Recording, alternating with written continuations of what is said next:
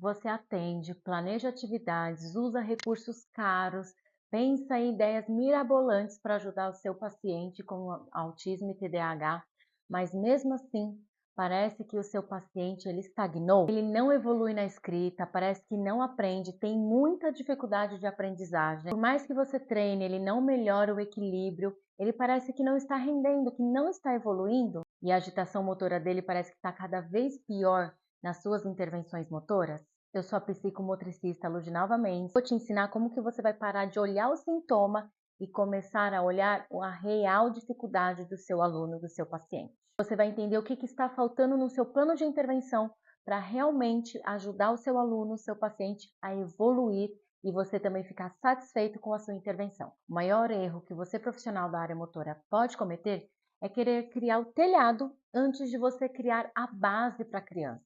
Muitos terapeutas acabam focando na praxia motora fina, no ganho de força, só que antes de tudo isso, antes da gente trabalhar com esses aspectos, a gente precisa trabalhar a equilibração e a tonicidade.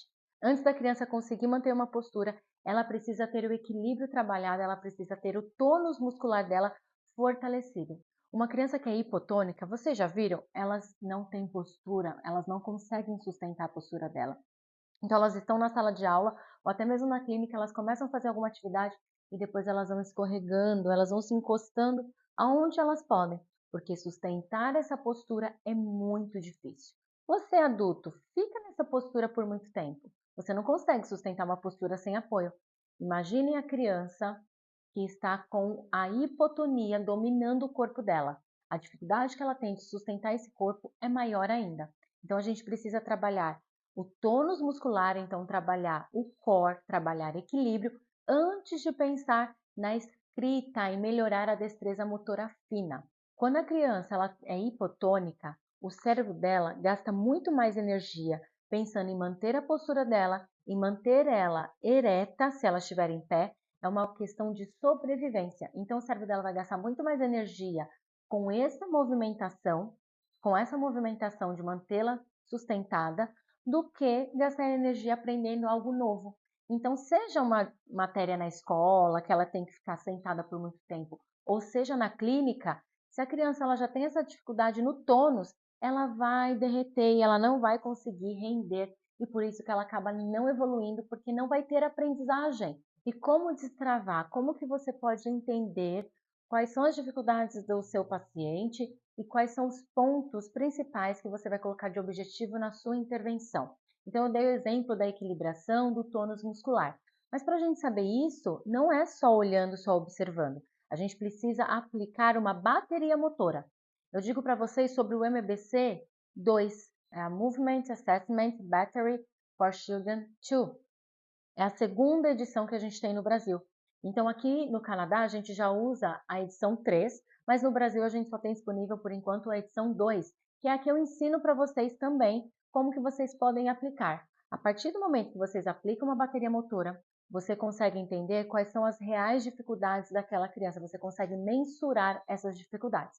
Porque a bateria motora ela vai te falar se a criança, se o indivíduo, né, se o seu paciente, se ele tem riscos para transtornos do desenvolvimento da coordenação, que é o TDC, ou se ele tem dificuldades motoras que podem estar atreladas com o planejamento, que pode estar atrelada à falta de atenção, à agitação, mas não é porque uma criança é hiperativa e agitada que ela não vai ter dificuldade motora, ela também vai apresentar.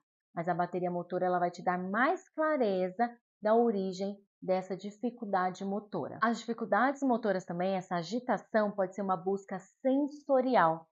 Pessoas que têm muita agitação, principalmente crianças com diagnóstico de autismo, muitas vezes elas têm uma hiperatividade, elas têm muita agitação. E nem sempre essa agitação vai estar atrelada ao TDAH.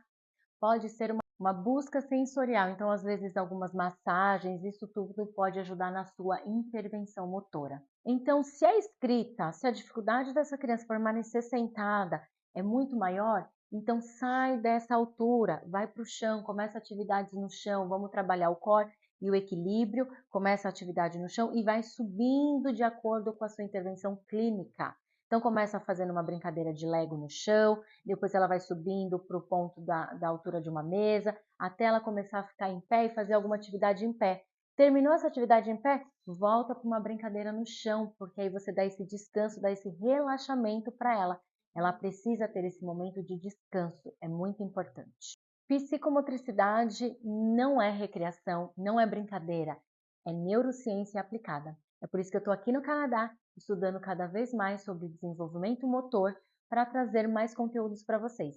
E se esse vídeo te agregou de alguma forma, ele foi importante para você, não esquece de deixar seu like, se inscrever aqui no canal e compartilhar com outras pessoas para mais pessoas ficarem sabendo como melhorar a intervenção motora e levar qualidade de vida para os nossos pacientes e alunos com TEA e TDAH e outros transtornos do neurodesenvolvimento.